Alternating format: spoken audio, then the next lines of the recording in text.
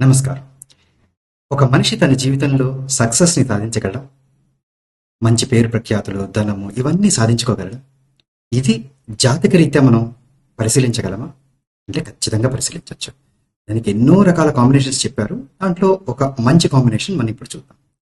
ఎవరి జాతకంలోనైతే వాళ్ళ కేంద్ర స్థానాలు అంటే 1, 4, 7, 10 లేకుంటే వాళ్ళ త్రికోణ స్థానాలు అంటే 1, 5, 9 ఈ స్థానాలలో గురువు, శుక్రుడు, బుధుడు వీళ్ళు ముగ్గురు ఎటువంటి కాంబినేషన్ అయినా అంటే వాళ్ళ కేంద్రంలోనైనా ఒకరి కేంద్రంలో ఒకరు త్రికోణంలో లేకుంటే ముగ్గురు ఒక చోట ఒకే కేంద్రంలో కానీ ఇలా ఎటువంటి కాంబినేషన్ అయినా వీళ్ళు కానీ ఉన్నట్టయితే ఖచ్చితంగా వీళ్ళు వాళ్ళ వాళ్ళ మహాదశల్లో ఖచ్చితంగా సక్సెస్ని సాధిస్తారు.